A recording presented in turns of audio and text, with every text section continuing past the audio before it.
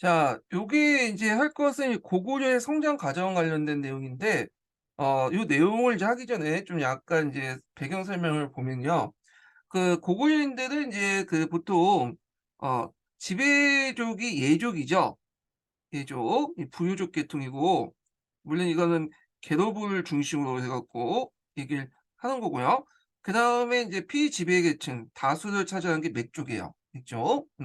그래서 이제 있고, 그래서 이제 그 계도부 계통의 부유족 계통의 이제 유인민들과 그 다음에 토착민들 계통이 이제 연합해서 만든 나라가 고구려인데, 앞에서 말한 것처럼 계도부가 들어오기 전에, 고주문이 들어오기 전에 구려 또는 원구저라는 나라가 집단들이 있었고, 보통 요 집단들은 나와 노라고 하는 그런 소규모 부족 국가로 이제 구성이 돼 있어요. 물론 이제 나와 노는 중국 애들이 쓸 때 이제 고구려에 쓸 때 그들 비칭하기 위해서 했던 용어이기 때문에. 근데 하여튼 나와 노라는 부족 국가들이 있었다가 나중에 이제 오부족 형태로 바뀌죠.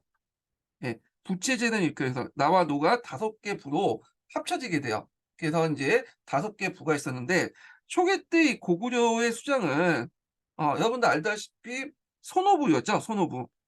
그러다가 이제 계도부가 고구려 왕의 수장이 됐는데, 그 기점에 대해서는 여러 가지 설이 있어. 근데 이제 학계에서는 대개 보면 태조왕이지 않을까. 그전에 인제 그 고주몽은 왕은 아니었고, 그 태조왕이 왕이 되고 나서 고주몽부터 일대를 정해 놓고 인제 했다. 이렇게 인제 설도 있고요. 그 중간에 뭐 유리왕이나 대무신왕이나 모봉왕이나 그런 왕들은 우리가 알다시피 인제 뭐 계노보 계통의 왕통이 아니라 손오보 계통의 왕통이지 않았느냐 이렇게 보고 있어요. 예. 그래서 인제 이들은 인제 그 해시를 사용했고 뭐 그런데, 하여튼 이게 가설이니까 그 정도만 기억을 해 두시고요. 그래서 이제 태조왕 때부터 인제 계도부의 권한이 강화되면서 계도부의 고씨의 왕위 세습권이 확립됐다라는 게 학계 통설이야, 학계 통설. 자, 그러면 인제 내용을 인제 보겠습니다. 자, BC 1 세기경 초기 국가를 이뤘던 고구려는 구에 더 발전돼서 AD 1 세기 후엽에 이르면 고대 국가 형성을 하게 되었다. 자, 이때 인제 고구려는 바꾸는 부요 및 중국 세력과 끊임없이 대립하는 가운데 영토 확장을 도모하여 안으로는 국가 체제의 정비를 이룩하였다. 자, 여기 보면 인제 삼국사기 기록에 의하면 이렇게 있는데, 보통 이제 학계에서는 그 AD 4 세기 이전에 삼국사기 기록에 대해서 좀 약간 이제 그 안 믿고 있어요. 예, 이거는. 그러니까 이제 고구려 백제 신라의 기록 자체가 어 이 AD 4 세기 이전 같은 게 구전에 내려왔던 걸 기록을 했고, 그리고 뒤에 있는 역사적 사실을 앞에다 옮겨 줬고 연도가 안 맞다. 그래 가지고 삼국사기보다는 삼국지 위지동의전에 대한 기록을 더 신뢰를 두고 있거든요. 이게 이제 그 당시에 썼던 1차 사료도 하고요. 그래서 인제 하여튼 이 삼국사기에 이제 입각해서 보면 이렇게 되는 거예요. 그냥 요거 삼국사에 보면 BC 6 세기 유리왕 때 부유왕 대소가 고구려 사실을 보내서 질자를 요구했다. 그러니까 인지를 요구하는 거죠. 인지라는 것은 인제 그 당시 고대 시대 인지라는 것은 일종의 인제 외교 관계를 맺겠자 이런 의미야. 근데 우리가 생각하는 그 인지의 의미하고 좀 달라요. 그러니까 그렇지만 고구려가 거부를 했고요. 군사 5만 명을 이끌고 들어와서 헛되이 되돌았으며, 유리왕 때 부여군도 침입했지만 왕자 무효의 요구에 섬멸되었다. 이렇게 있어요. 자, 그리고 인제 유리왕 때 관련된 기사를 좀 더 하면, 요때 이제 수도를 어디로 옮겼냐면 그 퉁구 지역에 원래 한인이었잖아요. 한인 지역에 국내성으로 옮겼다. 이렇게 이제 보고 있는데, 학자들은 이제 이걸 믿지는 않고 있어요. 이 국내성은 어 이거 뒤에 있지 않냐. 국내성은 언제 이동했냐 해 가지고 또 여러 가지 설이 있거든요. 산성왕 때 설도 있고 뭐 이렇게 있는데, 하여튼 여기에서는 유리왕 때 이제 뭐냐 국내성으로 천도했다고 보고 있지만, 학자들은 그거는 잘 인정하지 않고 있는 분위기고요. 그다음에 인제 뭐 고구려사하고 관련돼 있지 않지만 삼국사의 또 다른 기록에 보면, 백제 기록에 보면 이 유리왕이 원래는 인제 그 고구려에 있었던 사람이 아니죠. 이 삼국사기에 보면 부유에서 왔잖아요. 그래서 이제 아버지 고주먹을 찾아가서 유리를 맞춰 보니까, 카드를 맞춰 놓으니까 카드를 이제 숨겨 있는 카드 가져와 갖고 맞춰 보니까 이게 이제 자기 아들이다 하면서 했잖아. 그래서 이제 그때 그 고주몽이 그전에, 그러니까 부여의 부인 외에도 그 고주몽이 이제 골고루 내려왔을 때 그 소선호라는 그 뭐냐면 여자를 받아들였거든요. 요게 이제 지역 유지의 딸인데, 이 소선호가 이제 비류와 온조라는 두 아들이 있었다고 하죠. 그래서 얘들이 내려와서 이제 백제를 세웠다. 이렇게 이제 백제 본 게 있어요. 예. 하여튼 이렇게 있고, 그래서 이제 유리왕을 이게 이제 보통 이제 선호부 출신이지 않았는가 이렇게 보고 있어. 이게 그러니까 우리가 생각할 고주몽의 아들로 이렇게 삼국사는 기록이 있지만 실제로 그 후에 이제 나중에 맞춰 놓은 거고 실제로는 선호부 왕이지 않았을까. 그래서 유리왕부터 해서 모범왕까지 그렇게 보고 있거든요. 예. 그러니까 학자의 견해예요. 예. 자, 그다음에 3대 대무시왕 때는 오히려 고구려가 부효를 공격해요. 이듬해 부효왕을 죽이고요. 돌아오기도 했고. 그리고 고구려가 중국 세력을 대리하면서 국세를 신장했다. 그러니까 BC 75년경에 현도군을 만주, 흥경, 노송방면에 쫓아내고 AD 1세기 때 이때 이제 왕망하고 충돌했는데 앞에 있는 내용을 이제 연결시켜서 보시면 돼요. 왕망이 그때 이제 뭐냐면 왕을 후로 이제 강등했죠. 그래서 고구려라는 국부를 뭘로 하구려라고 이제 했잖아. 예. 고자가 이제 뭐냐면 건방지다, 하구려라고 해놓고 고구려 후라고 또 강등을 했잖아요. 자, 그래서 이제 이런 것들이 마음에 안 들어갖고 이제 했는데 중국 측 기록에 보면 왕망이 장군을 파견해서 이 뭐냐면 대무신앙을 죽인 걸로 돼 있지만 실제 그건 아니죠. 이거는 그 중국 측 기록이고 실제로 이제 싸웠다 이렇게 보시면 될 것 같아요. 자, 그렇지만 이제 나중에 금방 이제 왕망이 망하잖아요. 그래서 왕망이 망하고 후한 때 이제 강무제가 사신을 보내요. 그래서 거기서 다시 이제 조공 책봉 관계가 뭐냐면 맺어지게 되죠. 그리고 다시 대문 신왕의 왕후가 이제 회복되죠. 고구려 후에서 고구려 왕으로 이렇게 하고 이제 했다. 이렇게 보시면 되고요. 여기는 안 나왔지만 또 이때 낙랑군이 멸망됐다. 낙랑국이 멸망했다고 이제 보고 있는데 자, 이 낙랑국의 실체에 대해서는 이제 뭐냐면 좀 여러 가지 설이 있어요. 예. 그래서 모두 낙랑공주와 호도왕자 그 내용이 있잖아요. 그래서 이걸 이제 뭐냐 동해나 옥조의 한 부족 국가이지 않나 이렇게 이제 보고 있거든요. 예. 근데 우리가 생각하는 낙랑군은 아니에요. 낙랑국이 그때 멸망했다. 뭐 이런 내용이 있어요. 예. 그다음 모봉왕인데 모봉왕은 이제 기록에 보면 부평, 어장, 상곡, 태원을 습격했는데 자 이런 지역들이 이제 보면 이 부평은 오늘날 북경 지역이거든요. 그래서 이걸 보고 그 고구려 세력 요소 지역까지 미쳤으면 알 수 있다. 근데 이게 좀 약간 믿을 수 없는 게 이 요소라는 건 요와 서쪽 지역이잖아요. 근데 고구려 요동 지역을 이제 요와 동쪽 지역을 완전하게 획득했던 지역대가 강개토 대왕 때로 보고 있거든요. 근데 이미 이제 그 전에 한참 전에 모병왕 때 이걸 했다. 좀 그렇죠. 그래서 이제 학자들은 실제 이 기사를 어떻게 해석하냐면 여기를 이제 뭐냐면 장악한 게 아니라 여기 이제 그 지역이 아니라 여기까지 한번 군대를 파견했다. 그 정도 기병 정도 파견했다. 정찰했다. 그렇게 보고 있어. 그렇게 이제 해석을 하고 있는 거죠. 자, 이 모본왕은 그 학자들이 우리 손오부의 마지막 왕이라고 이제 보고 있어요. 예, 그래서 이 모본왕이 이제 기록해 보면 대단한 폭군이었다고 그러거든요.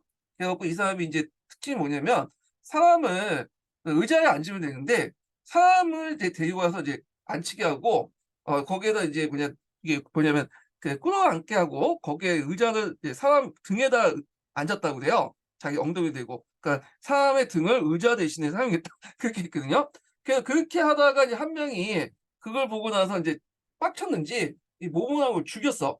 예. 그래갖고 이제 한동안 이제 혼란 상태에 있다가 그때 이제 등장했던 왕이 이제 태조왕이죠. 태조왕.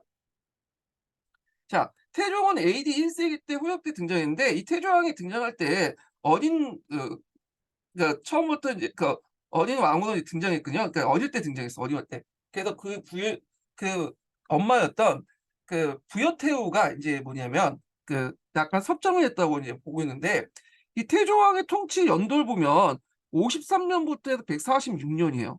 예. 이거 아 이거 어떻게 해석해야 되나? 그러니까 이게 이제 53년부터 해서 146년을 통치했다면 거의 80년, 90년 동안 통치했고 어릴 때 즉위할 때도 상당히 나이가 어 많은 상태에 죽은 거잖아요. 예. 그리고 뒤에 인제 보면 신대영, 고구청왕 뭐 그 사람들 나이 보면 어마어마해. 그래 가지고 뭐 심지어는 이제 어떻게 되냐면 이제 나이가 뭐 120살 뭐 130살 죽고 그러거든요. 그래서 이걸 그대로 믿을 수 없어요. 그래서 믿을 수 없는데 중간에 여러 왕들이 있는데 그 왕들이 다 생략됐지. 그러니까 손오부 계통의 왕들이요. 태조왕 때 계열이나 뭐 뒤에 있는 왕들로 해서 이렇게 늘렸다. 거기에 다 편입시켜서 계산하는 과정에서 이렇게 뭐냐면 즉위 연도가 확 늘어났다. 이렇게 학자들은 보고 있거든요. 그래서 그걸 이들을 즉위 연도를 정확하게 기억을 이게 즉위 연도가 정확히 맞지가 않아요. 예. 뭐 이렇게 이제 알아두시고 자, 태조왕은 그 지금까지 중국과 충돌하면서 축적된 국력을 바탕으로 본격적 영토를 뭐냐면 깼다. 그래서 이제 보면 태조왕 4년에 옥조를 복속시키고 그다음에 이제 한원 지방 확보했고요. 2세기 들어서 요동 진출 도모했다는 거예요. 예. 그러니까 요동을 장악한 게 아니라 요동 진출 도모했다. 이렇게 이제 해석을 하시면 되겠죠. 자, 이제 왕 53년에는 요동을 공격하여 여서청을 탈취했고요. 왕 69년 현도군과 요동군을 공격하여 요동태수였던 채풍을 이제 죽이고 2,000개를 이제 2,000명을 죽이고 사로잡았으며 이해 말부터 이듬해 거쳐서 왕이 이제 뭐냐면 그 수수 1만 개를 거느리고 현도선을 포위하면서 부여군의 방해를 실패했다. 자, 그래서 이제 이 태종왕의 업적들이 쭉 나와 있죠. 그러한 이제 고구려 요동 진출은 그 차대왕이나 신대왕 때도 계속되었고 신대왕 때는 한해 대군이 쳐들어오자 그때 국산 명립답부가 국계 성을 지키다가 퇴각하는 적군을 자원해서 합류했다 이렇게 있거든요. 자, 그래서 이제 여기에서는데 요 이 명린각부가 어떤 사람이냐면 후에 이제 그 연나부 있죠. 연나부의 어떤 시조 같은 그 사람이거든요. 연나부. 그 왕비족의 이제 그 수장 정도 되는 사람이에요. 예. 그래서 연나부 전로부의 수장이었다. 그래서 이 연나부가 이때부터 이제 왕비족으로 상당히 권한을 행사를 했다. 이렇게 이제 보시면 돼요. 예. 그래서 이렇게 이제 이런 내용도 있고요. 태조왕 때 이와 같은 대외적 발전과 함께 대내적으로 국가 체제를 정비를 어 해서 이루어졌다. 그리고 이제 첫 번째 이제 국가 체제 이제 정비 내용을 보면 게르부 고시의 왕위 계승권이 확립됐죠. 예. 그 게르부 고시의 왕위 계승권이 확립되어 왕권이 강화되면서 중앙 집권적 관료 체제가 마련되기 시작했다. 그래서 태조왕 때 고구려의 대내적 발전은 일대 전환기였음을 그의 칭호가 시족적인 태조왕, 국조왕이라는 것을 알 수 있다. 그래서 예전에는 이제 손오부나 뭐 이런 그 계승했는데 이때부터는 모범왕을 끝으로 해서 게르부로 이렇게 넘어갔다. 이렇게 이제 보시면 되겠죠. 자, 그렇지만 아직까지는 한계는 있었어. 부채제도에 입각하면 이때까지는 이제 뭐냐면 그 5구의 대거가 자치권을 행사했죠.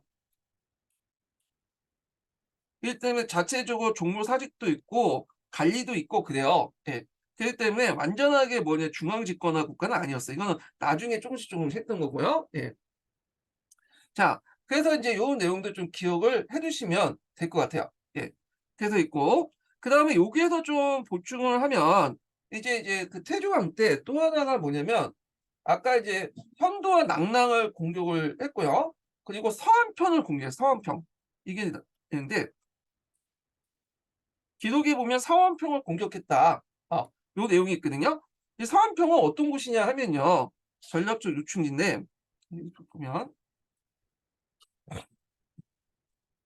한반도 있고 제가 지도가 엉망인데 대충 이해해 주시고 예 요동반도 이렇게 있고 서안평이 압록강 하구에 있는 곳이에요.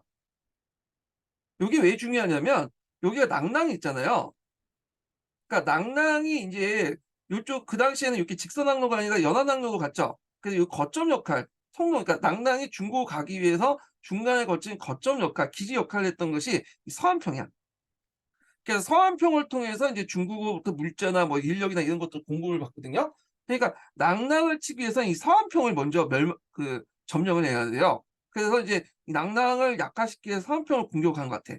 이런 것들. 이런 것들이 이제 후에도 계속 보이거든요. 그래서 나중에는 미천왕 때 가서야 인제 서안평을 먼저 공격하고 나서 인제 중국과의 어떤 그 지원을 끊고 서안평을 공격해서 중국의 지원 루트를 끊고 그다음에 낙랑 대방을 공격해서 점령을 했어. 예. 그래서 이 서안평에 인제 상당히 전략적 위치가 중요하다. 이렇게 기억을 해 두시면 될 것 같아요. 자, 그다음에 인제 그 보면 내용을 보면요. 자 그다음에 이제 신대왕이 이제 있고 뭐 고국청왕 이제 그런 사람들이 쭉 즉위하거든요. 자, 내용 보겠습니다. 자, 이러한 국가체제 정부의 그 후에 이제 진전되었다. 신대왕 다음에 고국청왕 때군요. 신대왕은 아까 아침에 얘기했죠. 예. 그리고 이제 그 고국청왕이 이제 즉위를 하거든요. 고국청왕. 부족적인 정통을 가지고 있던 이제 오부가 방위를 표시하는 행정적 오부로 개편됐다. 그래서 이때부터 이제 부체제에서 이제 뭐 중앙집권 체제로 넘어갔다. 이렇게 이제 보시면 될 것 같아요. 그래서 이제 종래에 족제정인 계로부, 전로부, 순로부, 간로부, 소노부가 각기 행정적인 내부, 북부, 동부, 남부, 서부로 바뀌었으며 이런 중앙집권 체제의 강화됨을 나타났다. 그렇지만 이제 이렇게 이제 명칭을 바뀌었다 해서 뭐 종전에 계로부, 전로부, 순로부, 간로부, 서노부 세력들이 다 뭐냐면 행정적인 제도 바뀌었냐? 그게 아니에요. 아직까지 남아 있었어요. 이런 것 세력들이. 그렇지만 좀 더 이제 중앙집권 체제 강화해서 이런 명칭들만 변경했다. 이렇게 이제 해석을 하시면 될 것 같아요. 부족중 오부에서 행정적 오부로 개편됐지만 기록에 보면 여기 이제 뭐냐면 계로부, 전로부, 소노부, 강로부, 순노부라는 기록들이 계속 나와 있거든요. 그 뒤로. 그래서 이제 이 오부라는 건 방위부죠. 그래서 이제 행정적인 방위부로 했는데 상대적으로는 보면 이제 종전에 이제 이런 부체제에서 중앙집권 체제가 좀 더 강화됐다라고 이제 해석할 수 있는 거죠. 자, 그다음에 이제 이때 이제 왕위 계승이 지금까지 형제상소에서 부자상소로 바뀌었으니 이것은 연장자가 족장을 뽑던 종래 유죄를 청산함으로써 역시 왕권을 보다 강화했음을 뜻한다. 이렇게 있는데 자, 그거는 이제 좀 볼 게 뭐냐면 제도적으로 이게 왕비됐다는 거지 실제로 고국청왕 때 형제상소에서 부자상소로 넘어간 건 아니에요. 예. 그건 뭐냐면 그 고국청왕이 그 뭐냐면 아들이 없었죠. 아들이 없었어. 그래서 이제 결국에는 이제 또 조중에 예전 나왔지만 그 내분하는 과정에서 상사왕이 이제 했잖아. 그 동생인 상사왕이. 음. 그래서 상사왕이 두 번째, 세 번째, 그러니까 두 번째 그 동생이야. 그 앞에 발기가 하나 있고, 예. 상사왕이 있고, 그 다음에 상사왕이 우씨하고 이제 결혼을 했거든요. 이 우씨는 이제 고국청왕의 부인이죠. 그러니까 여기 이제 보면 이제 이게 뭐야? 형사치수제를 볼 수가 있죠. 여기에서. 물론 이제 이때는 이제 그 중국의 문화에 영향을 받아서 형사치수제가 점점 없어지는 경향이었는데 그때 마지막이었다 보시면 돼요. 이때. 그래서 이제 우씨 이후부터는 기록이 안 나와요. 근데 우씨 이후부터 이 상사왕과 우씨가 결혼했는데 고고청하고 우씨하고 결혼할 때 얘가 없었거든요. 아마 우씨가 얘를 못 낳는 것 같은데 얘가 없었어 당연히. 그러니까 상사왕이 이제 그 뭐냐 시골의 여자와 짝짝꿍해 가지고 낳은 얘가 누구냐면 동청왕이죠. 동청왕. 그래서 실질적으로 이 부자상속은 산상황에서 동청왕 때 했어요. 이거는 아마 이 위에서 적어놓은 거는 이전에 제도적인 기반을 이때 마련했고 실질적인 그 부자상속은 상상왕에서 동청할 때다. 왜냐면 고구청 할 수가 없었죠. 애가 없었으니까 아들이. 그렇게 이제 보시면 될 것 같아요. 이게 예전에 한번 기출문이 나왔죠. 부자상속 관련된 내용이. 자, 그래서 이제 뭐 이렇게 있고, 그때 이제 그 동청왕이다. 예, 고고청왕이 또 이제 진대법을 이제 실시했잖아요. 그래서 울파소 같은 경우에는 이제 이 사람은 좀 약간 출신이 별로 안 좋은 사람이에요. 예.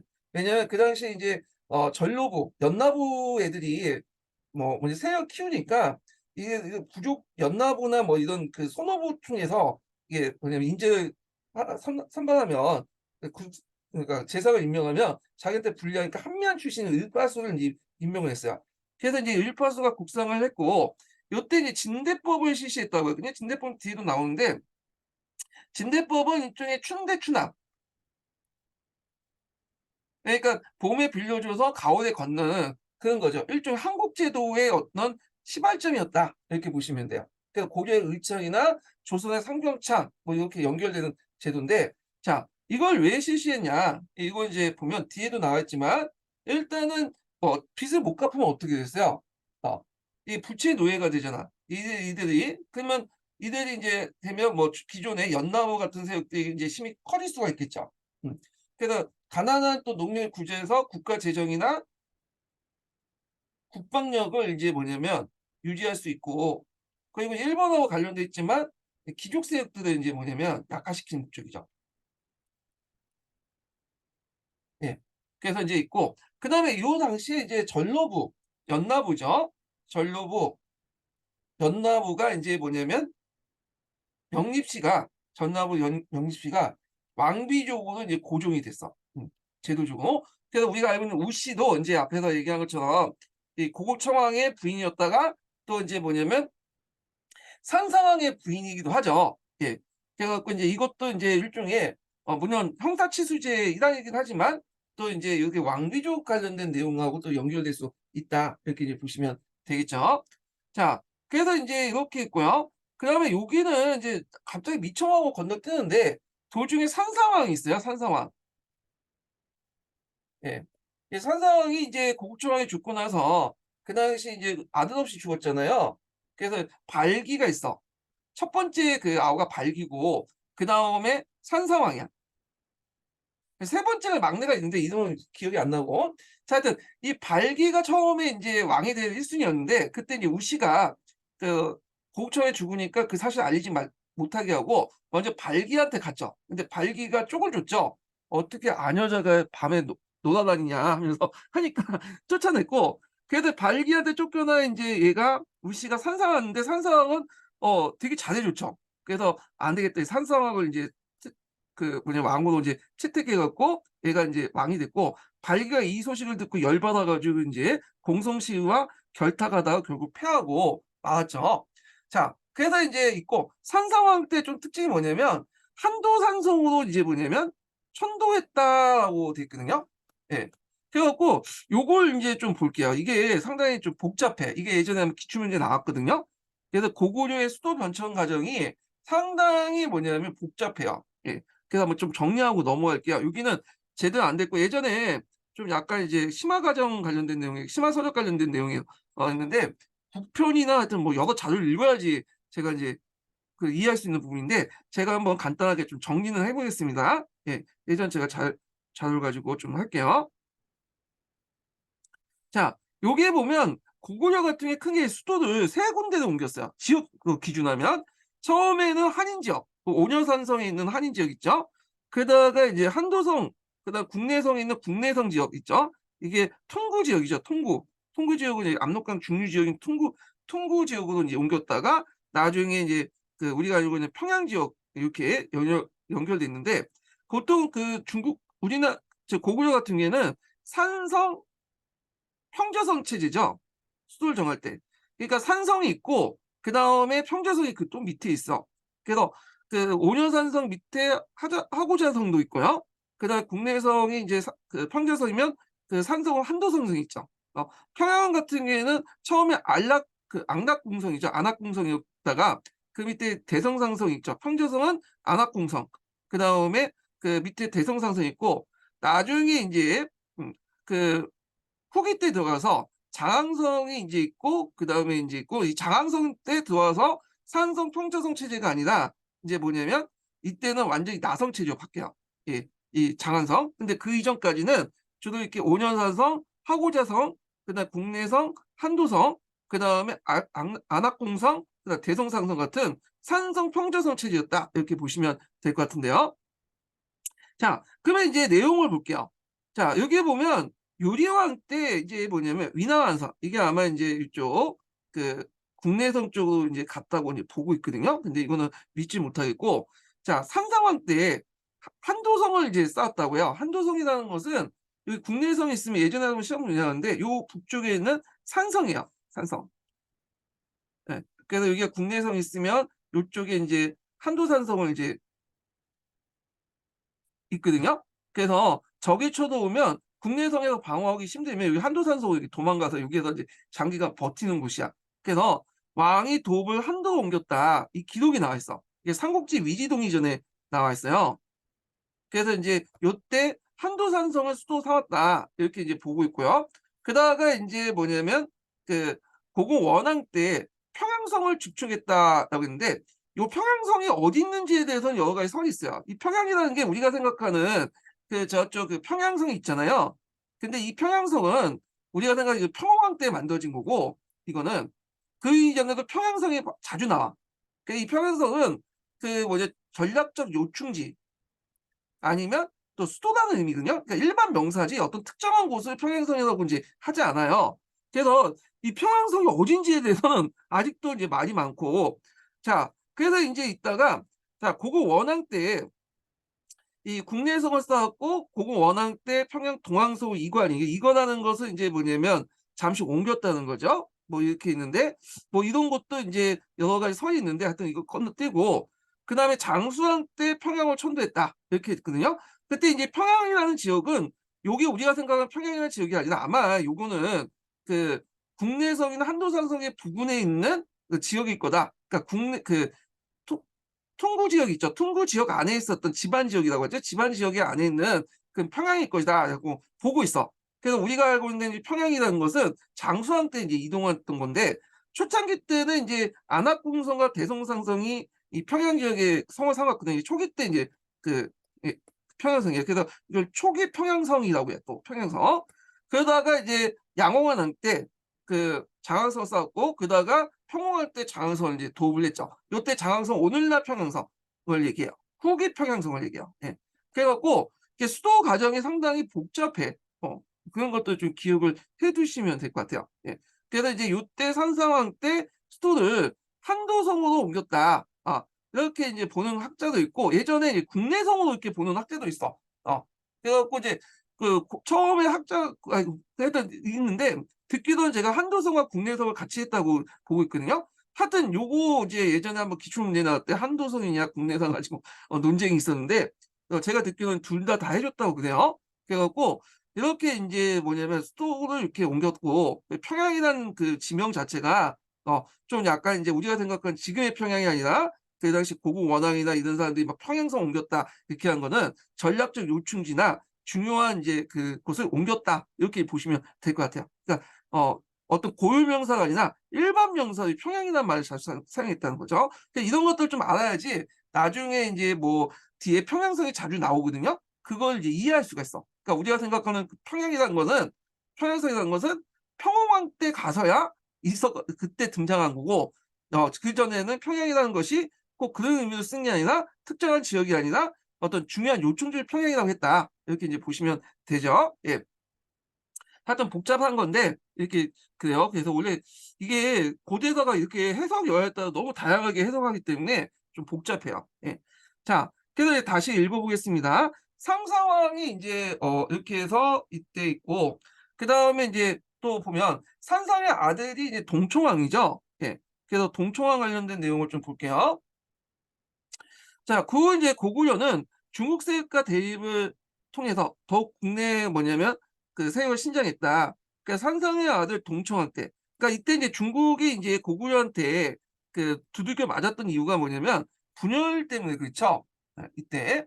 그래 갖고 인제 그 당시에 삼국이 막 분열돼 있었잖아요.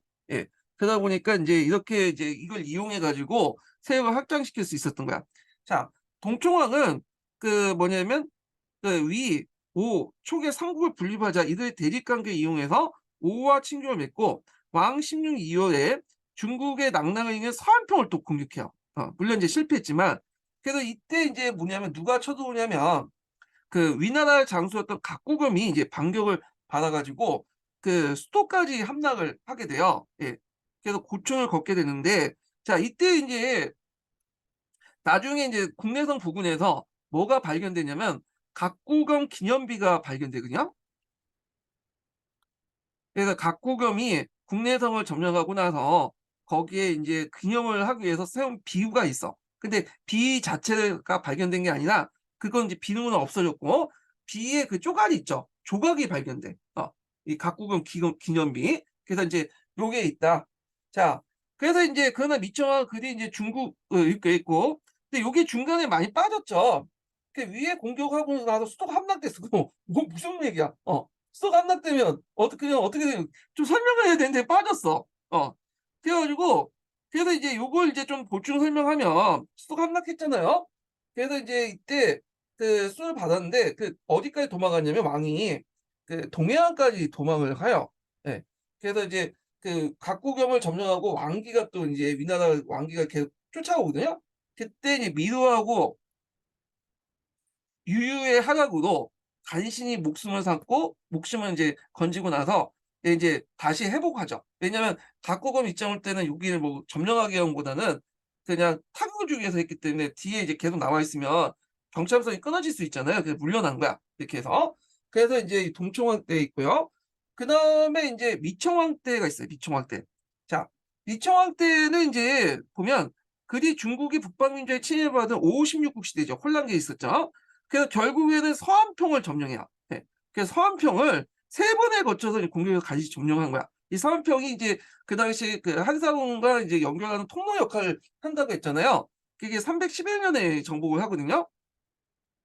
이에서 이제 낙랑군을 이제 공격해서 우리나라 내 중국 세력을 완전히 축출하는 데 성공했다. 그래서 낙랑, 대방 이런 것들 인제 뭐냐면 축출했다는 거. 그래서 이걸 바탕으로 대동강 유역을 확보할 수 있고 남쪽을 진출할 수 있는 발판을 마련했죠. 예. 그리고 나서 인제 그때 이제 뭐냐면 누구하고 국경선을 맺게 되냐면 이제 완충 지역이 사라지다 보니까 백제와 인제 뭐 국경선이 뭐냐면 그 접하게 되면서 이 백제와 이제 충돌하게 되죠. 예. 그래서 고구 원왕 때 인제 그때 그 충돌을 하게 되잖아요. 이거 뒤에 좀 얘기하지만. 자, 그래서 인제 이렇게 있고 그다음에 여기에 이제 고구 원왕 때를 볼게요. 고구 원왕 때 전현이 침입해요, 전현. 자, 이 전현은 그 뭐냐면 고구려랑 사이가 안 좋았어요. 사이가 되게 안 좋았어. 그 모용시 계통의 이제 사람들이 이제 세운 거잖아요, 선비족인. 그래서 이제 그때 그 모용항이라는 사람이 뭐냐면 수도를 공격해. 그래서 수도를 공격해서 수도를 점령하죠. 수도를 국내성인지 한도성인지 점령을 했고 그때 미천왕의 시신을 파헤쳤고 왕의 생모와 남녀 5만 명을 포로 잡아갔거든요. 예. 그래서 왕이 그때 평양에 동양성으로 인제 잠시 이걸 냈다고 해요. 이거는 잠시 그 왕이 이제 거쳐 옮긴 건데 이 동황성의 위치에 대해서는 여러 가지 설이 있어요. 근데 아마 인제 그 지방 지역의 한 부분일 것이다 이렇게 보고 있어. 예. 그래서 전현의 침해 먹고 인제 고생을 했죠, 이 고공하는 왕은.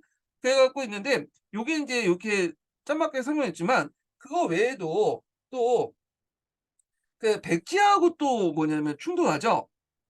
백제하고. 그래서 백제가 그 당시 근초고왕 때잖아요. 그 근초고왕이 북진 정책을 하면서 충돌하는데 문제가 됐던 게 대방고지 문제야. 대방고지라는 거는 대방의 옛 땅이라는 뜻이죠. 옛 땅. 그래서 그때 인제 고구려가 그 당시 대방 지역을 무너뜨리긴 했지만 대방군을 없애긴 했지만 대방 전 지역을 장악한 건 아니었거든요. 그러다 보니 백제하고 인제 뭐냐면 갈등을 하게 되고 임진각 유역을 확보하고 북진한 백제의 근초고왕과 한판 뜨죠. 예.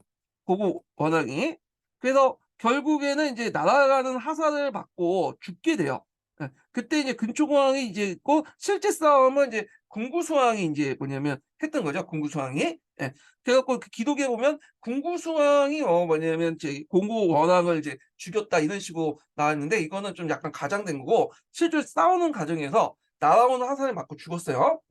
그래서 이제 이때 무슨 전투에서 죽었냐 하면 평양성 전투에서 죽었다 이렇게 돼 있어요. 평양성. 근데 이 평양성이 아까 얘기했처럼 우리가 생각하는 그 평양이 아니라 이게 분명히 항해도 지역이겠죠. 경기 북부 지역이나. 왜냐하면 대방 고지를 둘러싸고 싸웠다니까 아마 경기 북부나 항해도 부근에 있는 평양일 거다 보고 있어. 신평양이라고 또 북한에서는 얘기하고 있거든요. 자, 하여튼 이런 평양성 전투에서 이제 죽었다 이렇게 보시면 돼요. 그래서 이 고공원왕은 상당히 훌륭한 왕이에요. 왜냐하면 전현에 침해받고 한 번 떴고 그 저기 그래서 그 침해받아서 국내선이 또 함락당하고 잠시 게다가 있고 또 백제하고 또 공격을 받고 싸우다가 평양성 전투에서 죽었잖아. 그래서 고고원왕이 이렇게 인제 북쪽과 남쪽을 공격받고 이제 뭐냐면 이렇게 해서 죽은 다음에 이게 고구려가 기틀이 무너지기 시작하죠. 예. 기틀이. 그러니까 이 기틀을 이제 마련한 사람이 누구냐면 소수리 왕이야. 이 소수리 왕. 소수리 왕은 이제 이렇게 이제 앞에 전시대 고공원왕이 상당히 이제 뭐 고생을 했잖아. 국난의 시기였죠. 그 국난의 시기를 이제 뭐냐면 돌파하고자 체제 정비를 해요. 이 체제 정비. 그래서 나름대로 중앙 집권화 정책을 인제 강화시켜 나가죠. 네. 그래서 이걸 바탕으로 후에 인제 강개토대왕과 뭐 장수왕의 인제 업적이 나올 수 있었던 거예요. 그래서 인제 이 보면 크게 이 사람의 이제 정책을 보면 불교를 공인했고요. 그다음에 태학을 설립했고 그다음에 이제 율령을 반포했다. 교과서에 이렇게 나와 있죠. 요렇게 있는데 내용을 보겠습니다. 자, 소수왕 2년 그 당시 인제 그 불교를 받아들이고 태학을 설립을 했고요. 요때 불교를 누구한테 받아들였냐면 그 당시 인제 전진으로부터 받아들였어요, 전진.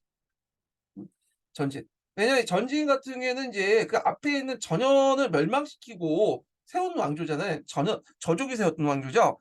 그래서 전현은 그 천천지 원수였는데 전진 같은 경우에는 사이가 되게 좋았어요. 그래서 이제 여기에 이제 통교도 하고 그다음에 인제 우리가 알다시피 인제 예전에 시험 문제 나왔던 사신을 파견할 때 신라 위 사신할 때 위두도 같이 인제 갔다고 하죠.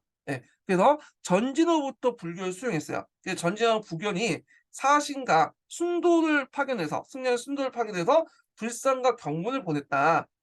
이런 것들이 있어. 그래서 이런 걸 통해서 불교를 공인했고요. 그다음에 이 당시에는 또 신라와 수교에서 백제를 봉쇄를 했어요. 예. 우리가 인제 뒤에 얘기했지만 그 당시 백제가 인제 그 가야와 외와 한판 먹고 그 뭐냐면 신라를 봉쇄를 하고 있었고요, 고구려 봉쇄를. 그래서 이제 고구려 입장에 볼 때는 이제 신라와 수교에서 그 봉쇄를 뚫으려고 했던 거죠. 예. 그래서 인제 이런 것들 그다음에 인제 불교를 공인함으로써 이제 사회통합과 국가 일체감을 부여했고 그다음에 유교 유학적인 어떤 그 뭐냐면 갖춘 인재를 인제 양성하기 위해서 그다음에 태학을 설립했죠. 그래서 유학 보급과 문화 향상에 영향을 끼쳤으며 그다음에 이제 율령을 반포했다. 373 년에. 그러니까 국가 체제에 기반을 마련해서 종전의 간섭법을 중심으로 운영됐던 국가 통치 체제를 성문화시켰다는 거. 자, 이래서 인제 이걸 바탕으로 그 이런 체제 정비를 통해서 고구려는 중앙 집권적 고대 국가를 발전할 수 있는 기틀을 마련했다. 이렇게 있고요. 자, 근데 이거 외에도 이제 다른 책에서 보면 예전에 한번 시험 문제 나왔는데 일종의 인제 징병제 같은 걸 실시했어요. 그래서 예전에 이제는 어떻게 군대를 했냐면 주로 이제 군대에 동원 대상들을 주로 이제 호민들이나 뭐 이런 지배층들만 군대에 했잖아요, 전사기들만. 근데 이때는 이제 일반 평민들까지 군대에 동원하는 그런 체제를 세웠다. 이렇게 이제 보시면 되겠죠. 그래서 인제 요 내용들 기억을 해 두시면 되는데 요 내용이 이제 좀 약간 중요한데 내용이 좀 부실하거든요. 이게 그 이쪽에 한국사 통론이 고대사 부분이 약간 부실해. 특히 이제 팩트 각종 왕들의 업적들을 너무 빼먹고 기술해서 그래 갖고 요 부분을 이제 한번 이제 뭐냐면 시민한국사 부분에서 팩트 측면만 좀 볼게요. 네, 보충해서. 네, 69 페이지 잠깐 펴 볼게요. 시민한국사.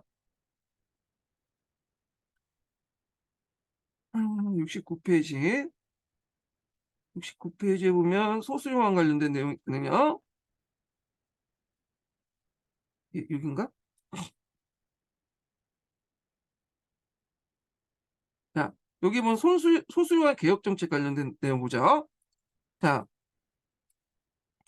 고구려는 백제 공격 실패하고 그 고구 원악마저 이제 전사는 위기에 맞자 앞에 이제 말한 것처럼 평양성 전투에서 공원을 전사했죠. 국가 체제 정비에 힘을 쏟았다. 그래서 송수영 때 들어서 불교의 수용 잠깐만 이게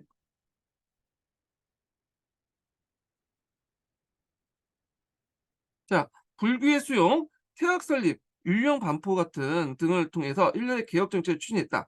그리고 이제 이는 북중국의 흥경 오후에 여러 나라를 시행했던 정책이었다. 불교 수용은 이제 372년 소순 이왕 2년에 있었는데 그전에 인제 앞에서 말한 것처럼 그때 전진이 370년에 전현을 멸망시키고 요동 지역까지 점령을 했거든요. 그래서 고구려는 그 당시 이제 전진하고 우호 관계를 맺었다라는 걸 좀 보시면 될 것 같아요. 예. 그래서 이제 전진 후부터 승려나 불상, 불경을 받아들이고요. 그리고 375 년에는 도성에 초문사와 이불난사를 세워서 외국 승려인 순도와 아도를 머물게 했다. 자, 이들 통해 고구려는 보편적인 세계관을 바탕으로 두고 다양한 사상과 정토 신앙을 통합한 기반을 마련했다는 것. 자, 불교 수용과 함께 종교 의례나 생활 양식도 바뀌었는데 대규모 사찰을 지어서 도성의 경관이 크게 달라졌으며 새로운 건축 기술이나 공예 기술도 많이 적용했다. 왜냐하면 불교가 도입됐다는 거는 종교만 도입된 게 아니죠. 거기에 이제 뭐냐면 사찰 만드는 기법이나 건축 기법 등등 같은 문화도 같이 들어왔다는 거야. 이런 건축 기술이나. 예. 그 태학도 이제 372년에 설립됐죠. 고구려는 3세기 말 이래 강등제와 지방제도 정비에 따라 중앙집권 체제를 갖췄는데 국가 이제 행정 조직이 확대됨에 따라서 실무 관료의 이제 간원의 수요가 크게 늘어났으며, 자, 이에 이제 뭐냐면 태학을 통해서 유교적 소양과 함께 행정 실무의 능력을 경비한 간원을 대거 양성했다. 자, 율령도 이제 반포됐죠. 자, 율령은 그 국가체제 운영 기본인 율과, 그러니까 제를 지하는 형법, 영은 이제 일반 법규인 교령법 등을 가리킨다. 그래서 율령 같은 경우에는 이제 서진 시대 때 태시 율령이 있어요. 태시 율령. 아마 이제 서진 시대 태시 율령을 이제 좀 이따가 좀 그대로 받아들인 것 같아. 요거는요. 그래서 이제 있고, 물론 그 전에도 고구려 법령이 없었던 건 아닌데, 이건 물론 이때 고구려 법령은 독자적인 법령이죠. 이 율령은 중국식 율령이고요. 율령 반포는 국가 전체에 적용한 일원적이고 통일적인 법을 재정비함에 널리 공포한 종치였다. 고구려는 중국 왕조의 율령을 자국의 현실에 맞게 받아들여 새로운 국가 운영 시스템을 구축했다. 그러니까 소수왕 때 개혁 정책은 단순히 대의적 위기 때문에 추진된 것이 아니었다. 고구려는 3세기 이래 중앙집권화가 진전되면서 국가 운영 체제를 체계적으로 가다듬을 필요가 있었다. 그리고 소수왕 때 개혁 정책을 통해서 국제 수준의 제도, 문화, 사상을 갖췄다. 이렇게 이제 보시면 될 것 같고요. 자, 대전쟁의 재개를 볼게요. 그래서 이제 고구려는 소수민왕 때 초반에 개혁 정책을 통해 국력을 회복한 다음에 다시 대진출에 나섰다. 그래서 고구려와 백제의 각주청이 종전보다 더 치열하게 전개됐는데, 이때는 이제 어떻게 이제 그 폰을 막 먹었냐면, 이때가 이제 4세기 중후반 때 이제 상황이잖아요. 그래서 이제 고구려는 신라와 연합을 했고 백제는 이제 가야 외와 연합을 했어. 특히 이제 백제 같은 경우에는 이제 중국의 어떤 그 당시 낙랑 이후에 중국 문화의 어떤 그 통로 역할을 했잖아요. 그래서 그 백제가 하니까 가야가 여기 연결돼 있고, 외도 이제 중국 문화를 받아들이기 위해서 예전 낙랑을 통해서 받아들였는데, 아니면 외 사신이 직접 중국에 갇혀. 근데 이제 이때부터는 근초왕 때부터 그 뭐냐면 외가 이제 백제와 연결해 갖고 이제 중국의 문화를 받아들였죠. 그러다 보니까 이 물류망이, 한반도를 둘러싼 물류망이 백제, 가야, 외 이렇게 이제 연합을 한 거야. 얘네들이 경제적 이해관계 똘똘 뭉치게 된 거죠. 그 백제가 이걸 통해서 고구려와 신라를 고립화시키려니까 당연히 이제 소수왕 때부터 고구려와 신라가 서로 이렇게 동맹 관계를 맺게 됐고, 이 강개토대왕 때 이제 뭐냐면 그 외가 여기를 신라를 치니까 고구려 강개토대왕이 보병과 기병 5만 명을 파견했다는 것이 요런 그 어떤 배경 아래에 있었던 거거든요. 예. 자, 그래서 이제 375년 고구려가 예성강 상류까지 넘본 듯 했으나 백제가 이제 여기는 이제 앞에서 얘기한 좀 대방 고지예요. 대방의 옛 땅을 얘기하죠. 근데 이때 이제 근초고왕이 그 평양성을 진격하여 이제 반격했고, 그래서 이로 인해 양구 390년까지 멸학산맥 일대 경계로 팽팽한 공방전을 펼쳤다. 자, 고구려는 한반도 중남부의 백제의 견제를 찾았다. 마치 백제가 가야 외의 관계를 강화하면서 앞에서 얘기했죠. 그때 이들과 이제 적대적인 신라는 외교적으로 고립될 수밖에 없었고, 그래서 신라를 자기 편으로 끌어들인 거야. 그래서 고구려 신라를 끌어들여 백제를 견제하고 377년, 382년 신라 사신을 대동해 전진의 외교 사실을 파견 우호 관계를 가시했다. 그때 이제 신라 사신으로 갔던 사람이 위두라는 사람이죠. 그래서 이제 이때 이제 부견이 이제 신라 사신한테 물었죠. 지금 예전에는 이 신라라고 하지 않고 그 당시에는 그 전에 이제 변진이라고 했죠. 변진이라고 했나? 진안이라고 했다. 진안. 진안인데 너네 왜 진안이라고 신라고 하냐? 너네들도 국명 바꾼 것 같지만 지금도 우리가 이제 힘을 키워서 국명 바뀌었다. 뭐 이런 식으로 얘기를 했어. 네, 전진이. 그래서 신라 같은 경우에는 그 4세기에서 5세기 때 그 중국하고 교류했지만 독자적인 이제 뭐냐면 사신을 파견하지 못했죠. 항상 그 내용을 보면 고구려와 백제의 같이 사신 같아. 홉살껴가지고 같이 간 거야, 애들이. 게다가 독자적으로 이제 간직이 그 사신을 파견할 때가 언제냐? 6세기 중반 때죠. 이후죠. 그때 진흥왕이 한강 유역을 이제 장악하면서 이때 이제 독자적 사신을 이제 파견했고, 예, 그때 이제 뭐냐면 진흥왕이 이제 그 중국의 이제 뭐 국제인가? 네, 하여튼 거기에 이제 뭐냐면 그 북제에 대해서 인제 뭐라고 하죠 이걸? 하여튼 조서를 보내는데 사신에 보내서 인제 자기 인제 그런 것들을 갖다 붙이는데 이름이 필요할 거 아니에요. 그러니까 성이 필요하니까 김진응이라고 인제 했다라는 것이 그 당시 북제서에 실려 있어요, 북제서에. 그래서 김 씨가 인제 이때부터 성을 사용했다. 6세기 중반 이후부터 이렇게 보고 있는데 자 하여튼 이렇게 있고 자 이래서 이제 만주 한반도 일대 각각 고구려 백제 중심의 외교망이 형성됐다. 이렇게 있죠. 그래서 인제 이런 내용도 좀 같이 기억을 해 두시면 될 것 같아요.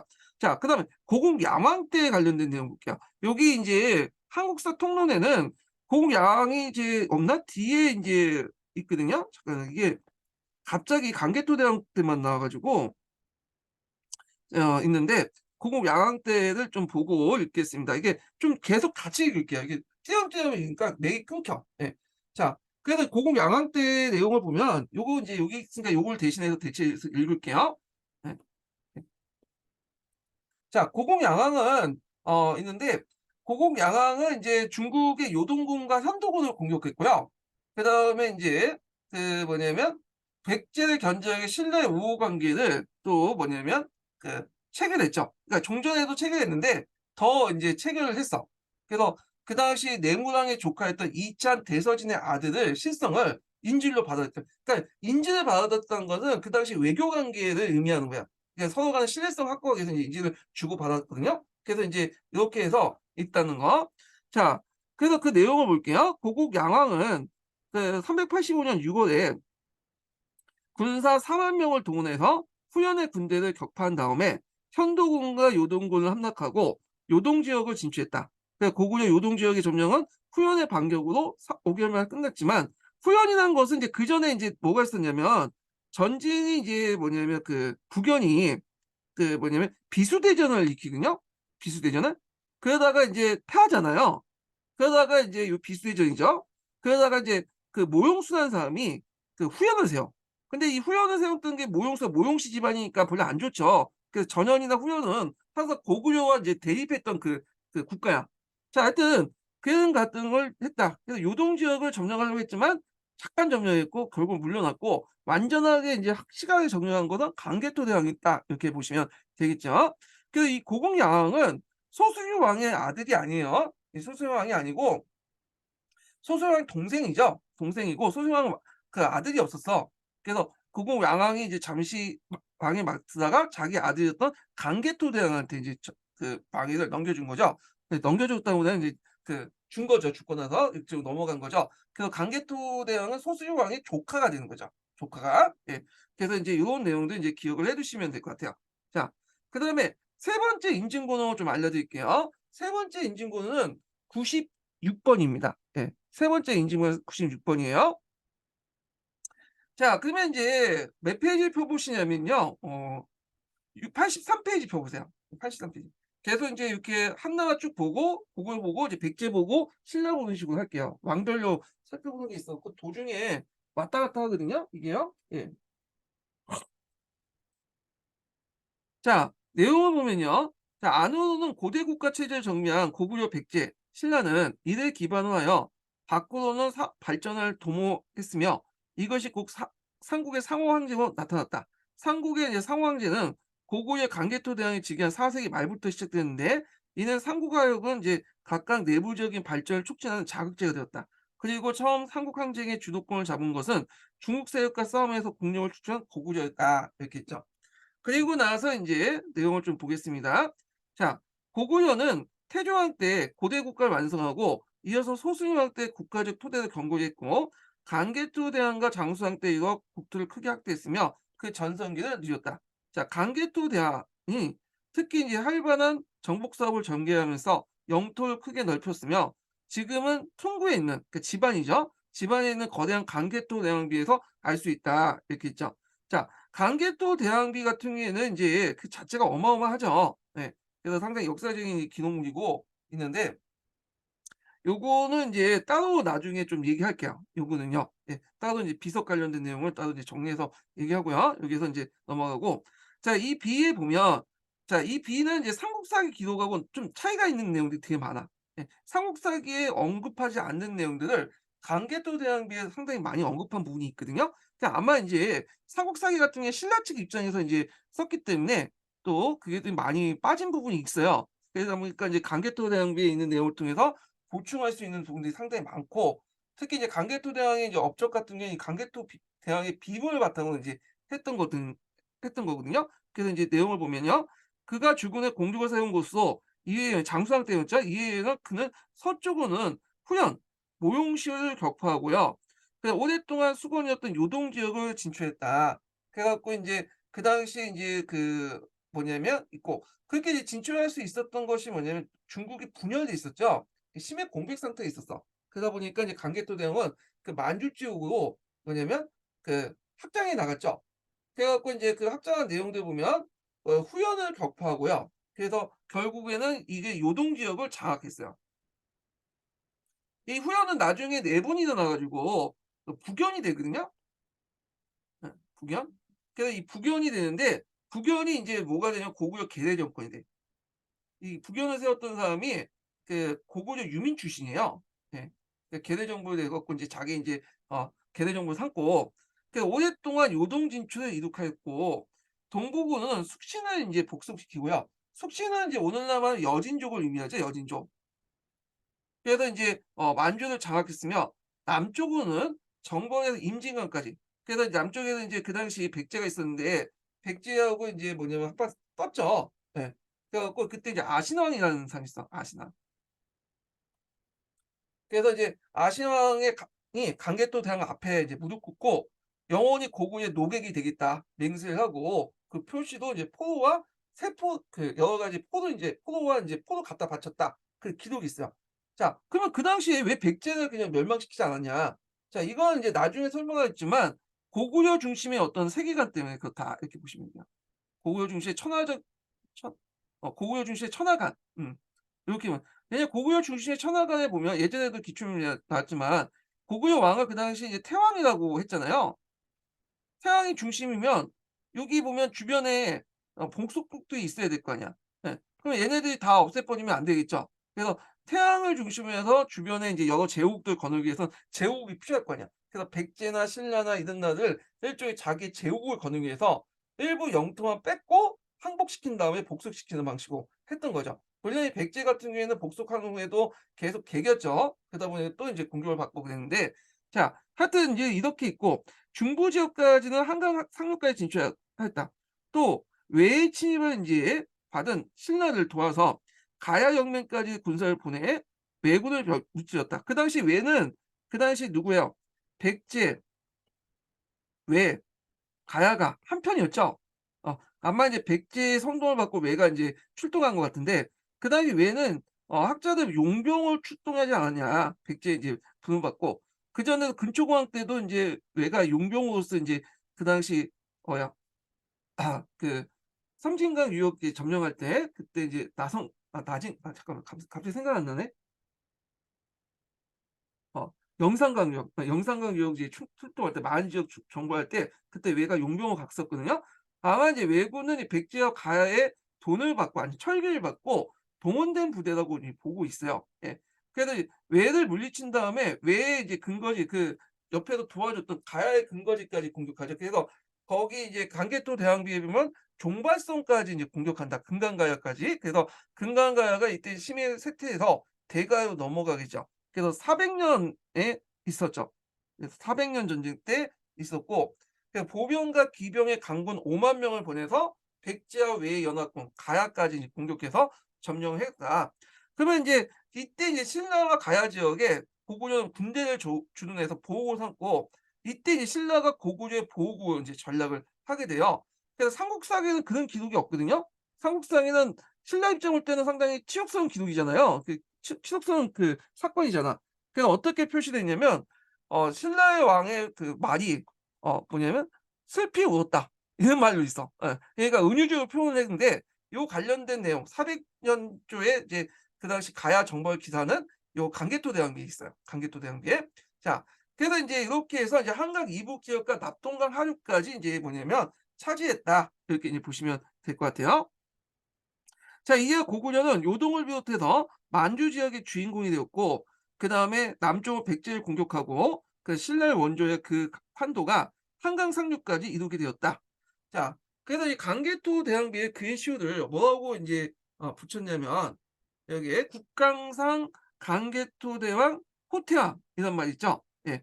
그래서 국강상이라는 것은 인제 그 강개토 대왕에 묻힌 장지를 얘기해요. 보통 인제 고구려 같은 경우에는 장지에다가 인제 시호를 많이 적으며 그 동청왕의 그는 왜냐 동청에 그 묻혔기 때문에 그 동청왕이라고 서청왕은 이런 식으로 붙은 거죠. 미청왕도 그거 마찬가지로 국강상이라는 건 장지를 얘기하고요. 강개토라는 것은 토경은 이제 영토를 확장했다 이런 내용이죠. 그래서 있고 그다음에 인제 여기 뭐 태왕이라는 것은 여기는 어차피 미 미칭 미칭이고 태왕이라는 왕 중의 왕 황제라는 급이야. 그래서 독 고구려의 독자적 철학에 의하면 황제의 버금가는 우리의 이제 왕이다. 이 태왕이다. 왕 중의 왕이라는 뜻이잖아요. 그래서 태왕이라는 칭호를 쓴 거는 그 강개토 대왕밖에 없어요, 고구려 시대 때. 예. 자 그래서 인제 이런 내용들 좀 기억을 해 두시면 돼요. 자 강개토 대왕 그 비에는 그의 시호를 국강상 강개토경 호태왕 어 그러니까 국강상 강개토경 평안 호태왕이라고 했는데 그는 인제 정복 사업에 따른 국토의 개척을 기념한 명칭이었다. 또한 이때 이제 영랑이라는 연호를 사용했죠. 영랑. 그래서 이게 영랑이라는 것은 나름대로 이제 독자적 연호를 사용해서 자주성을 이제 뭐냐면 드러냈다. 이렇게 보시면 되겠죠. 그래서 우리나라의 이제 우리나라 최초의 연호한 곳으로 태양이라는 호칭과 함께 대구구식의 표현이었다. 이렇게 이제 보시면 될 것 같아요. 자 그거 외에도 인제 여긴 빠졌지만 그 비루를 공격했다는 말이 있어요. 비루 원래 거란 지역이죠. 이런 비루 관련된 기사들이 있는데 요거는 이제 시민한국사에 있으니까 그때 인제 내용을 좀 보기도 하고요. 자 그래서 인제 이렇게 해서 한번 그 강개토대왕에 관련된 내용을 한국통론에서 인제 살펴봤고 요거 인제 시민한국사 관련된 내용을 한번 보겠습니다. 자 요거 이제 몇 페이지에 있냐면요. 잠깐만요. 몇 페이지 보시냐면 이게 적어 놨는데 어 85 페이지 내용 볼게요. 85 페이지.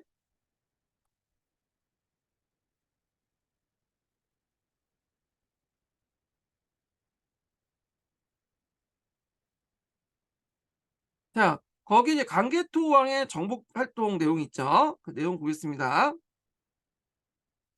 자 4 세기 말부터 고구려는 적극적 대외 정보를 나서서 남쪽은 백제, 북서쪽은 선비족 모형부의 후연들과 경쟁하면서 영토를 넓혀갔다. 자 고구려는 강개토 당의 즉위한부터 백제에 대한 군사적 우위를 지켰다. 396 년에 백제의 58성 700개 촌을 공략하고 백제의 수도 한성을 포위해 아신왕에게 항복을 받아냈다. 당시 고구려는 백제로부터 확보한 영역은 임진강 유역에서부터 한강 상류에 거친 지역이었다. 자, 백제전에서 거듭 승리한 강개토 대왕은 가야와 외를 포함한 백제의 동맹 세력들을 제압해 한반도의 정세의 주도권을 장악하고자 했다. 가야와 외의 연합군이 시달렸던 신라를 지원하기 위해서 400년, 요거 이제 이 관련된 내용은 강개토 대왕 빈문에 있죠. 400년 보병과 기병을 합쳐서 5만 명에 이르는 대군을 한반도 남부로 출정시켰다. 이 전쟁을 가야 소국은 이끌었던 금강가야가 크게 이제 타격을 받고요. 그때 이걸 계기로 해서 대가야가 이제 주도권을 장악하죠. 예, 그래서 이제 금강가야의 이제 정기가야 연맹에서 대가야의 후기가야 연맹으로 넘어가게 돼요. 요 부분을 나중에 가야사 할 때 좀 얘기할게요. 이후 고구려는 신라에 더 큰 정치적 영향을 행사했다. 그래 갖고 인제 이때 그 군사적으로 보면 그 당시 이제 신라의 군대를 주둔하게 되죠. 예. 그래서 이제 있고 정치적으로 보면 신라의 왕위 계승까지 관여하게 돼요. 그래서 이제 그때 인제 신라가 그 박석김, 삼김이라고 해 갖고 나눠서 인제 뭐냐면 이렇게 왕위가 교체가 됐잖아요. 근데 이때 이제 김씨, 특히 내문왕계 김씨 있죠? 내문왕계 김씨가 왕위가 확립됐다. 아 그래서 인제 요렇게 있고 신라는 이 뭐냐면 고구려의 도움을 받고 내문왕계 김씨 세력의 어떤 왕권 확립하는 데 크게 영향을 줬다. 고구려의 도움을 받고 내문왕계 왕위가 확립됐다고 보시면 되고 그다음에 이때 이제 신라의 입장에 볼 때 상당히 치욕성이죠. 오랫동안 이제 고구려 보호고 남아 있었잖아요. 그렇지만 이걸 통해서 고구를 통해서 중국의 선진 문화나 통치 시대를 받아들였다고 보시면 돼요.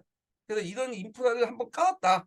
신라가 그 고구려에 통해서 보호국 체제에서 그런 고구려를 통해서 선진 문화나 이런 것들을 받아들였다 이렇게 보시면 돼요. 그걸 통해서 국가의 기틀을 마련했고 후에 지징왕, 진흥왕, 법흥왕 때가 이제 그런 것들을 이제 바탕으로 이제 성장했다 이렇게 보시면 될 것 같아요. 예. 자, 그래서 계속 보겠습니다. 자, 고구려는 한반도 남부에 관심이 기울었던 시기에 서북 쪽의 후연과 본격적으로 대결하기 시작했다. 그래서 강개토 대왕은 395년에 패겨, 패겨라고 하기도 하고 비겨라기도 하고 해요. 이거는 비겨. 이렇게 인제 있는데 여기 있죠. 그래서 이제 라오는강 상류에 시원하형 시나무라 강에 유역했던 거란으로 추정하고 있다. 패러 또는 비겨라고 인제 있는데 이 패러 정벌은 거란에 대한 통제력을 확보하는 동시에 후연을 공략할 수 있는 새로운 진출을 개척한 것이다. 그래서 인제 비겨 정벌 관련된 내용, 패러 정벌 관련된 내용은 몇 개 교과서에도 또 실려 있어요. 예. 하여튼 이렇게 있고 자, 고구려 후연의 본격적인 이제 공방전은 400년부터 시작됐다. 고구려 후연은 사이가 별로 안 좋죠. 예. 그래서 400년에 후연이 고구려를 공격해요. 700리의 영역을 뺏어왔다.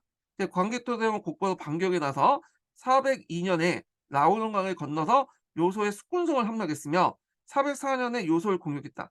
후연도 반격을 시도했지만 고구려가 요동의 주요 거점을 대부분 차지한 상황에서 성과가 없었다. 그래서 이때부터 이제 뭐냐면 고구려가 요동 지역을 장악했고 고구려는 중국세로부터 인제 뭐냐면 침을 막기 위해서 요동 지역에 그러니까 여기 요동 지역 있으면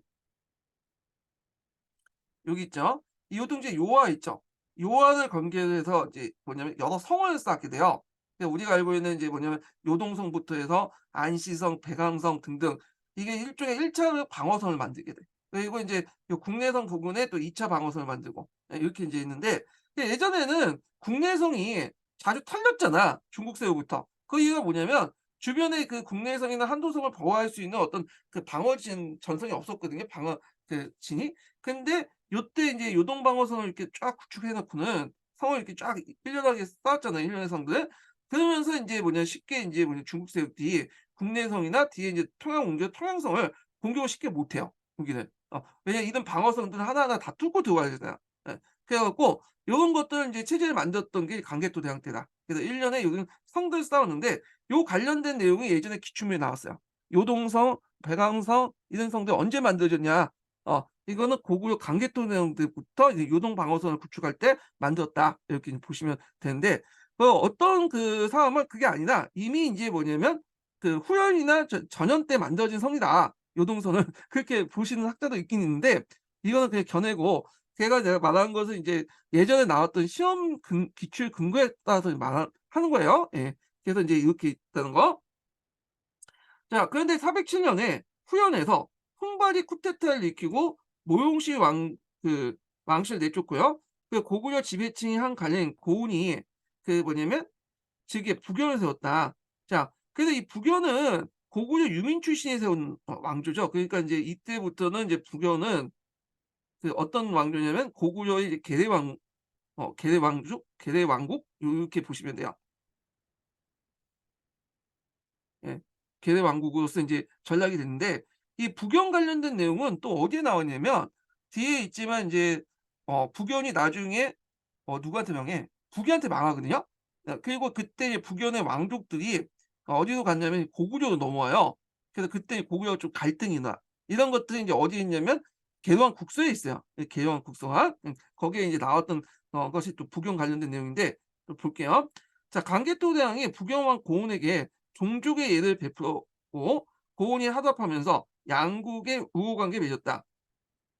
자, 고운이 죽은 다음에 풍씨가 왕이 되었으나 하복 지역에서 부귀가 팽창해 오면서 풍씨 정권은 부귀를 맞는데 급급했고요. 결국에는 이제 나중에 얘기죠. 장수왕 때 얘기지만 이 풍씨 정권은 이제 부귀한테 망하죠. 그리고 고구려에 이제 도망을 가게 돼서 왕조가 이제 가게 돼요. 예. 자, 강개토 대왕의 마지막 출정은 동부여의 정벌이다. 요 관련된 것이 이제 기출문제에 나왔어요. 이 동부여 부여 관련된 내용. 예. 그래 갖고 요게 이제 강개토 대항비문에 있거든요. 요 관련된 내용이 나왔는데, 자, 동부요는 부유의 일부 세력이 모용시의 공격을 피해 동쪽으로 이동해 세운 국가였다. 그 위치는 대략 중국의 진림성 둥화 부근의 지역으로 두만강의 하류 일대에 이르는 지역으로 추정되고 있다. 자, 동부요가 고구려 정복된 후 그 지배 세력들 일부가 고구려 수도 옮겨가기도 했다. 그죠? 그래서 이때 이제 정복 사업을 통해서 그 당시 이제 그 강개토 대왕 때 동부요가 이제 뭐냐면 그쪽으로 넘어갔고요. 그다음에 이제 뒤에 보면 이제 문자명왕 때인가? 문자명왕 때 인제 뭐냐면 그 나머지도 그 이제 북부여가 있어. 그쪽도 넘어가. 그쪽도. 예. 그래 가지고 그렇게 해서 이제 고구려 그런 그 부유의 유민들을 통합하는 과정에서 고구려가 이제 부유를 계승했던 걸 내세우고 그 유민들을 효율적으로 통제하기 위해서 그 당시 이제 동명성왕 신화를 고주몽의 신화와 결합을 시키죠. 이게 강개토 대항비에 나타나기 시작한 거죠. 예. 그런 것도 좀 기억을 해 두시면 될 것 같고요. 자, 그래서 인제 이렇게 했고, 동부여가 고구려 정복된 후에 그 지배 세력 중에 일부가 고구려 수도 옮겨가기도 했고, 이렇게 해서 강개토 대왕 때 고구려 영역은 그 동쪽에 두만강 하류 영역의 나오령강과 북쪽은 본래 부유의 중심지였던 북류 송화강 지역의 진린 일대, 서쪽은 라오강 서쪽 일부에 이뤘다. 요하 상류 시내물의 지역도 시내물의 지역의 거란도, 이 비유라고 불렸던 세력이죠. 그래서 고구려 세력권에 편입됐다. 남쪽으로는 한강 중상류 지역을 차지했으며 신라에 대한 종주국처럼 강한 영향을 행사했다. 그래서 강개토 대왕의 동북아시아 팽창은 그 영토적으로 기반과 세력권을 마련해 줬다. 이렇게 이제 보시면 될 것 같아요. 그래서 강개토 대왕 관련된 내용을 한번 봤고요. 예. 자, 그런 내용도 있고 그다음에 인제 여기에서 인제 볼 수 있는 게 이제 뭐냐 다원적 천하관 관련된 내용을 좀 볼게요. 다원적 이게 예전에 18년 기출 문제에 이제 나왔던 건데 교과서에도 있긴 있어요. 교과서에도 있긴 있는데 그 내용이 좀 약간 이제 뭐냐면 부족하거든요. 예. 그래서 다원적 천하관 관련된 내용을 좀 보겠습니다. 좀 정리하고 장수왕은 이제 다음 시간에 제가 할게요. 이거는. 음. 예, 21 페이지 내용을 좀 보고. 자, 다원적 천하관 관련된 내용이 그 18년 기출문에 나왔던 건데요. 한번 볼게요. 고구려는 스스로 하늘의 자손 천손국이라 하면서 그 지배자를 대왕, 그다음 태왕, 서왕 이렇게 불렸죠. 그래서 인제 그리고 신라를 동이, 그다음 백제를 백잔이라고 했어요. 백잔은 좀 낮춰 말하는 거예요. 그 노객을 낮춰서 고구려 자신의 하를 자칭하면서 이들의 조공을 받았다. 그래서 보통 이제 중국에서는 사이관이나 있죠. 그래서 자신을 중화로 보고 그다음에 그 네 쪽을 인제 다 뭐냐면 그 뭐냐 오랑캐를 보잖아요. 그래서 중하의 동쪽을 동이라고 보고 서쪽을 서용이라고 보고 남쪽이 낭만이라고 보고 북쪽을 인제 북조라고 보잖아. 이런 사이관이 중국만 가지고 있었던 게 아니라 중국의 영향을 받고 있는 고구려, 백제, 신라 외에도 다 가지고 있었어. 그래서 이제 이런 다원적 천하관은 이 사이관을 바탕으로 가. 그래서 이거는 중국 같으면 다른 천하관 인정하지 않죠. 근데 고구려는 다른 천하관도 인정해. 그래서 중국 중심의 어떤 천하관도 있고 그다음에 유목민 중심의 천하관도 있고 그다음에 고려 중심의 천하관이 있다. 그래서 이 사이관에 따라서 고구려는 하고 주변에 있는 국가들은 뭐냐면 다 인제 자신의 오랑캐다. 그래서 인제 그걸 볼 수 있는 게 뭐냐면 동이매금이라는 그 표현에서 볼 수 있죠. 동이매금이라는 거는 동이는 자기의 중심이 서쪽에 있기 때문에 신라를 의미하잖아요. 매금은 인제 뭐냐면 마립간의 의미인데 이런 걸 볼 때도 인제 뭐냐면 그런 하회관을 볼 수 있다. 그다음에 인제 또 다원적 천하관을 볼 수 있는 게 뭐냐면 자기가 인제 하가 되기 위해선 요 주변에 그런 제국도 필요하죠. 백제와 신라를 멸망시킴에도 불구하고 멸망시킬 수 있는 국력에도 불구하고 그대로 살려준 이유가 뭐냐면 자신의 어떤 천하관을 만들기 위해서 그런 거예요. 그래서 이제 백제, 신라 그다음 여진 이런 그 세력들은 자신의 천하관이 있고 그 외 같은 세력들은 자신의 천하가 밖에 있는 거야. 그러니까 얘들이 오니까 쫓아내죠, 얘들은.